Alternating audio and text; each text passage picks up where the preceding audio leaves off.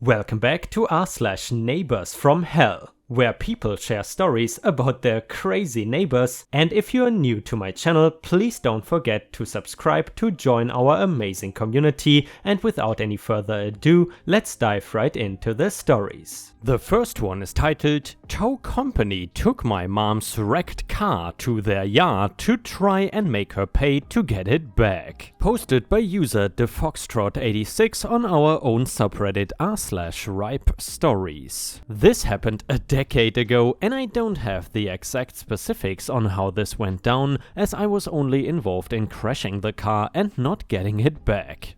I am filling in details from memory where I can, as I don't really have much, if any, experience dealing with tow companies myself, since I've never had to have one of my own vehicles towed without help from my parents using their AAA. And by the way, Ripe Stars, please correct me if I'm wrong, but I think AAA is the American Automobile Association, and I guess they provide some kind of road assistance or something. Anyway, on that day 10 years ago, I was borrowing my mom's old 95 Suzuki Sidekick and went out to eat for dinner. But on the way home, it was dark and raining. I decided to take a different road back because a local general store was being reopened and I wanted to see if any changes had been made to it. I was only going 40 miles per hour and then went to slow down on a long rounded turn. But the brakes were so touchy that they seemed to lock up and the car went out of control on the wet road. I ended up spinning out and rolling into a ditch. This is why I always tell people to wear their seatbelts. Because I walked away from that crash without a scratch thanks to that, but the poor car was totaled. The body was sprung, but somehow no windows were broken. But the poor thing could not seem to move anymore, even when shifted into gear. I paid my mom back what I could for the car, but I was still devastated because it was her favorite vehicle. So much so that she got another one just like it years later when I found one locally for sale. Now onto the towing part. A tow truck driver pulled the car out of the ditch, and the car was to be quickly looked over by police and then towed back to my parents' house. This was on the word of both the police and the tow company, as the crash literally happened 2 miles from home. And my mom somehow got a printed paper from the police stating that the car would be brought home. Well, the tow company did not take the car to my parents' house, instead they took it to their yard in the neighboring city. My mom ended up on the phone with the tow company, but they refused to say much to her until Monday. So when Monday rolled around, she called and ripped into them that she had the drive order that said they were supposed to deliver the car to my parents' house and not take it to their yard. The towing company wanted my parents to pay the fees for the impound of the vehicle, but my mom did not take any of their crap and cited it as an illegal impound that went against the work order they had, and they were only trying to squeeze more money out of her in order to get the car back. Well, they hemmed and hawed for a couple of days, with my mom repeatedly calling them, but they had no leg to stand on when my mom threatened them with police because she had the official order printed and signed. So the tow company graciously waived all fees and brought the car home in the middle of the week. And they were not happy about it either, my mom told me. They had tried and failed to bully her into paying them for the illegal storage, and the gamble failed. Why? Because my mom took the term tough mama to a whole new level and still does. The towing company brought the car back and unceremoniously dumped it into my parents' lower driveway. My mom had won and vowed to never use that tow company for anything ever again, and she hasn't. The old Suzuki my parents ended up selling to a guy who wanted to part it out and turn the body into a rock crawler since it was so damaged. And it was a sad day indeed to see it hauled away for the last time. And well, first of all, I am very grateful that nothing really happened to OP, just to the car, because crashes are always really scary, and I am very glad that I haven't had a car accident yet. And to be honest, Ripe Stars, I would also say that I've never had a motorcycle accident because I don't count someone crashing into me from behind as a real accident that I am responsible for. But anyway, I guess it's just a technicality. The next one is titled Petty Revenge Done Right. This was posted elsewhere some years ago if this looks familiar. This was back in April, half a decade ago. I was shopping at the Super Target in Colorado Mills Mall to get a couple things. Clothes mainly and a bag for my trip to DEF CON when this little 5-year-old brat tries to run a full cart into me. Now, this brat has been doing this to every other person it seems, including some older folks. Everyone dodged them and the kid had a laugh at it. The parents were nowhere to be found. This brat caught me in its sight and decided I was a good target to push the cart into. Big mistake. I don't dodge, never did, not even when my nephews or nieces tried it. I was looking through an end shelf when I noticed the brat speeding up to ram me. Everybody else dodges, so why wouldn't I, right? Wrong. In one swift motion, I locked my cart with the shelves and leaned on it. The little brat hits me, bounces its head off its cart, flies backwards a couple inches and hits the floor, chipping a tooth sometime in this process. The Karen, clearly had little man syndrome, came around the corner and started yelling at me about how her brat is hurt and how I am a terrible person for hurting her kid.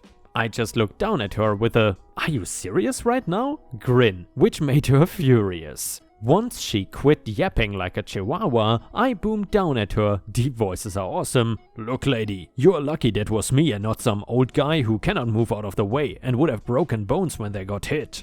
In 40 years, when I'm the old guy, I would sue you over that kind of stuff." She looked dumbfounded as I walked right past her. As I go farther down the aisle, this British grandma says to me, "Good on ya." I nod and keep going with a smirk on my face. That was a good day. It's like these Karens cannot recognize the meaning of "not my circus, not my monkeys" or "F around and find out." Warning to parents everywhere: if you are not going to teach your children to behave well, someone or something else will. And they will not be half as nice about the lesson as you. And the next one is titled "Entitled Roommate from Hell." In 2017, I had lost my job because of my drinking problem. My roommate at the time made a suggestion of moving to Arizona and trying to get a fresh start. His mother had moved out there after she retired and remarried. However, her husband had died and she was down there alone. Since I was a kid, I always wanted to see Arizona. I had pulled out my 401k and paid up all my bills in Massachusetts before we decided to fly down and check it out. We stayed at his mother's for Christmas and we made arrangements with an apartment complex to be able to move in after the first part of the year. After we flew back to Massachusetts, we loaded up a U-Haul and towed my truck down with a car trailer. We made an agreement that 1, we are both going to get jobs and pay our halves of the rent and electricity. 2, the apartment was not going to be a party house with a lot of people coming in and out. And 3, it was not going to be a flop house with people crashing because they have nowhere to go. Pretty reasonable rules if you ask me. He got a job at a Pizza Hut while I was still collecting unemployment from Massachusetts. I eventually found a job at a couple months later and managed to quit drinking. I was beginning to feel much better being sober, but it also opened my eyes to what my roommate was really like. We had been friends for 15 years and the alcohol was blinding me from his true colors. Rules 2 and 3 went right out of the window with him, and the next thing I know, people who he only just met for a few hours a day are in and out of the house at all times of the night. I would wake up to find some stranger sleeping on my couch. I started getting frustrated with the situation. He then convinced 2 people we knew from New Hampshire to move down here and do the same thing we are. I had no knowledge of it until they called asking for a ride from the airport. They were there less than a month and got evicted because the boyfriend got caught sleeping with one of the neighbors and the girlfriend stabbed him with a fork. She got arrested and he flew back down to New Hampshire. She got with another guy down there and was hanging out with my roommate every night. Complaints started pouring in to the property manager and they told us if it keeps up, we were going to be evicted too. I gave him an ultimatum: either no more visitors after 10 or he would not be renewing the lease with me. He agreed and things started to improve. A couple of times the following year he had changed jobs twice and had fallen behind on the electric bill. Both times his excuse was it was someone else's fault that he got fired. The bills were not that bad, but I had to keep hounding him for the money to pay it. A couple of times he would borrow the money from his mother, or I would have to cover it. It was getting annoying, and by the end of the year he was spending his nights at a crazy girlfriend's place. He was still paying his rent but staying there, so I paid the electric costs myself because he was hardly there anymore. Then 2020 comes and he decides because his girlfriend wants to move out of the apartment they are in, he will sign into another lease with her even though he already had one with me. His mother, all his friends, the police and I told him not to sign a lease with this woman. I'm not an expert, but if police officers are telling you not to get involved with someone, there is usually a good reason. But he does anyway, and then the virus hits and he lost his job because he worked in a restaurant. He paid rent at both places up until April. From May until September, I am still paying the rent and he is telling me that he has been paying his share even though he was not there. We would see each other once in a while when he invited me over there or they got in a fight and he wanted to come back. No matter how many times they fought and he said he was done with her, he was right back over there a couple of days later. I made it a point to tell him that I was not going to be picking his ass up anymore because the last time I went to pick him up, they almost got physical, and when I tried to intervene to keep him from going to jail, he turned around spitting my face and yelled "F you" to me. Such an insult turned my whole perspective about him at that point. Come September, I go to pay the rent and the property manager mentions that we are $2,000 behind in payments. I asked her to pull up the ledger for me and he had not made a payment since April. With the late fees and all the missed months, it just kept adding up.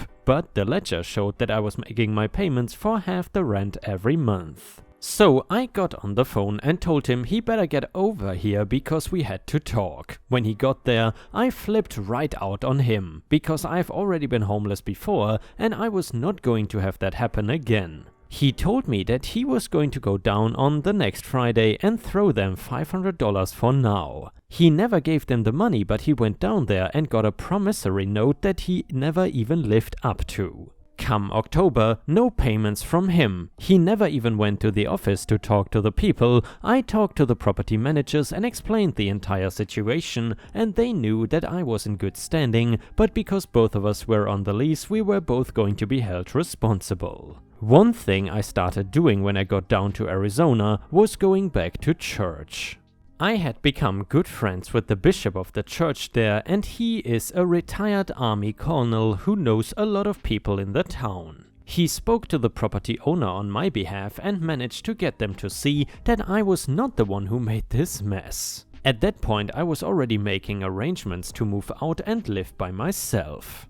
I ended up selling a lot of my stuff because I was moving into a studio apartment and did not have room for everything I owned. Come November, the bishop's talk with the property manager worked for my favor. I had gone to pay the rent and explained that I would probably be moving before the end of the year. They completely understood and they said that they were going to keep the debt owed on my roommate and I was clear of anything regarding any debt to that apartment. He shows up at the house one day and he is mad, goes running into his room without saying a word to me. At that point I really did not care, but about an hour goes by after he gets off the phone and he comes out bawling his eyes out because he does not know what he's going to do. He is really sorry that he messed everything up, but he doesn't know how he's going to make it right because he owes so much money. Turns out I was not the only one he was not paying. He was not paying for his girlfriend's place either. When I started getting on him about it, he just shook his head and yelled, "I don't want to hear it," and ran back to his room. Very pathetic for a 45-year-old man. By the end of December, I had moved out after paying my last month's rent. The property manager sent me a letter clearing me of all charges entailed with the apartment because he was still living there. With the rent being divided evenly, we were paying $363 each plus about $65 each for the electric.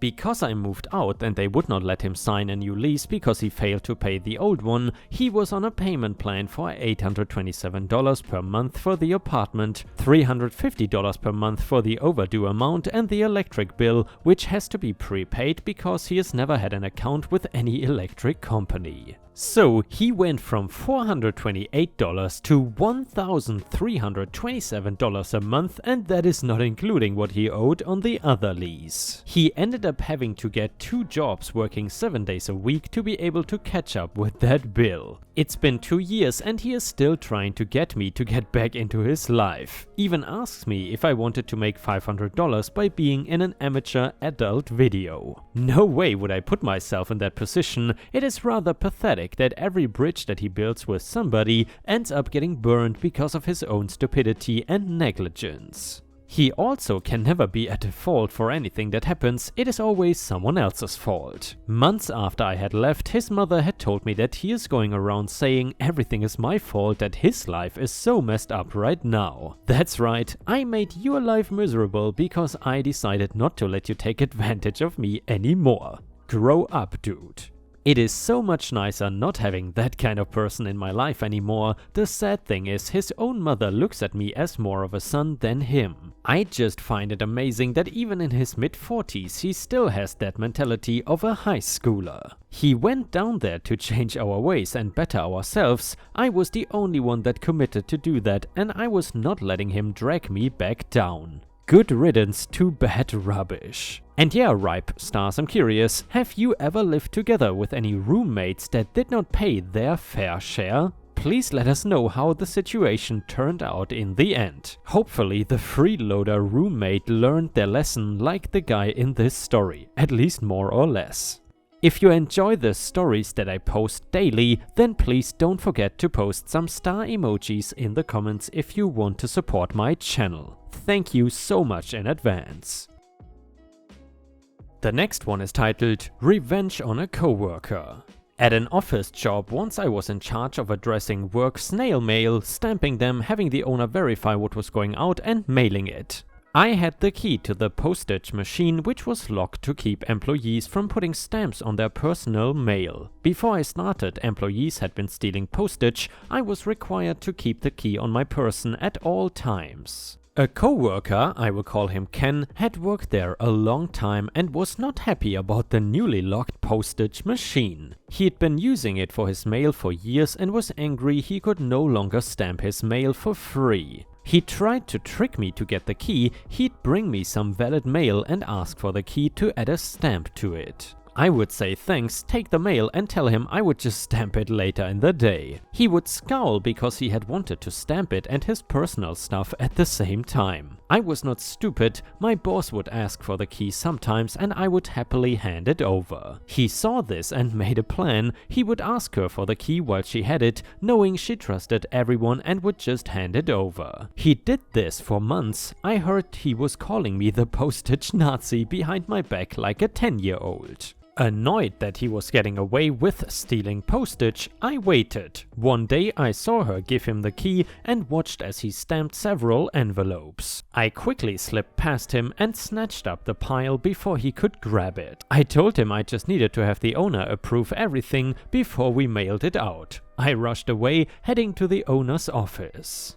Ken tried to stop me, saying he needed to look it over before the owner saw it. I did not stop, walking down the hallway like a woman on a mission. I yelled behind me, "Okay, sure," right after he approves it all. He literally chased me to the owner's door, turning around quickly and running away once I passed the threshold. I handed the mail to the owner and said, "Ken helped with the postage today. These need to be approved to go out." He flipped through them, made a face, and then made 2 piles. The work pile had 1 envelope, the other pile had 5 envelopes, and I could see they had Ken's return address on them. He said, "Ken did these today?" I told him yes, and that he had taken the key from my boss to do it. He handed me the 1 work envelope and said I could mail it. He left Ken's bills there on his desk. He looked at me and said, "It may not seem like a lot, but postage adds up." I nodded, took the 1 envelope and left. As I passed by Ken's desk, I said, "Oh, hey, the owner has your mail." Giggling internally, he said nothing. The owner took Ken's mail and propped it up behind his desk next to a framed photo of his family. We had monthly meetings where Ken and I were in attendance.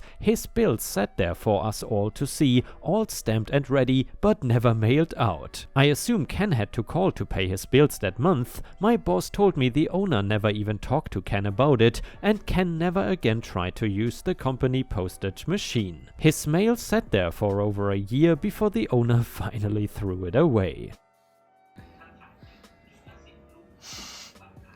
Disney is on the shelf. Playing with JP. She really liked to be on the shelf near the AC. And this we call the intimate moment.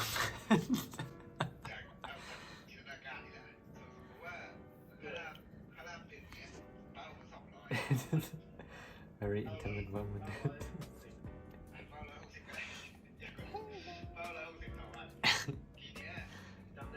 Tastes very good, the finger.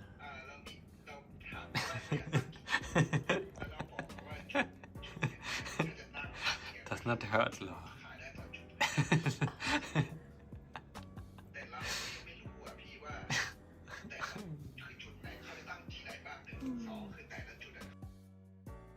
And ripe stars, with this we have reached the end of the video. However, if you still cannot get enough of my content, then I would highly suggest to check out my endless binge watch playlist, which will soon show up in the left corner of the screen. In addition, I would really appreciate it if you could not only subscribe to the channel, but also turn on the bell notifications, which you can do by clicking on the little bell icon right next to the subscribe button. This will help my channel tremendously, and this will make sure that you don't miss any of my videos. Furthermore, if you want to see additional ripe content that I don't post on YouTube, then I would suggest to head on over to patreon.com/ripeyoutube for more than 50 exclusive videos that you will not see anywhere else. Thank you so much for your amazing daily support, and I hope to see you again tomorrow.